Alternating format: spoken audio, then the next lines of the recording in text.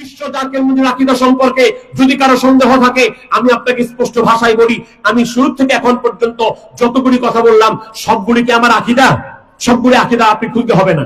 আত্মশিল্পীর খাজা বাবা ফরিদপুরি তিনার নসিহত শরীফে যা কিছু বলেছেন, তিনার মুরিদানদেরকে যা কিছু বলেছেন, কিছু নসিহত, কিছু তরিকতের পরিভাষা আছে, কিছু ইসলামের ব্যাখ্যা আছে, কিছু হাকিকতের ব্যাখ্যা আছে, কিছু মারিফতের ব্যাখ্যা আছে। এগুলিকে না বুঝে বুঝে এগুলিকে আকীদা বানায়েন না। আত্মশিল্পীর আকীদা কি?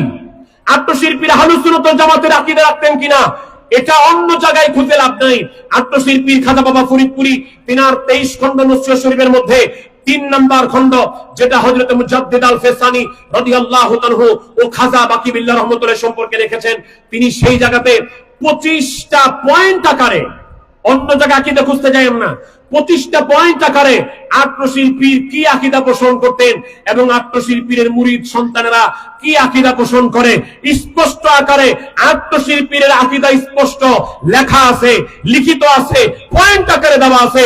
অতএব পারলে আত্মশিল্পীর ওই আকীদার মধ্যে ভুল করে দেখাও, আত্মশিল্পীর মুরিদ সন্তানদের ওই আকীদার মধ্যে ভুল করে দেখাও। এই জায়গা থেকে ওই জায়গা থেকে নিয়ে এসা বুঝো না, ব্যাখ্যা বুঝো না, তরিকতের হাকিকতের ব্যাখ্যা বুঝো না, তরিকতের পরিভাষা বুঝো না, এইগুলিকে নিয়ে এসে লাগাইছো আকীদা। না না, আত্মশিল্পীর আকীদা কি, তার মূল সন্তানদের আকীদা কি, স্পষ্ট আকারে 3 নম্বর নসিহত শরীফের মধ্যে 25টা পয়েন্ট আকারে আকীদা স্পষ্ট করে দিয়েছেন।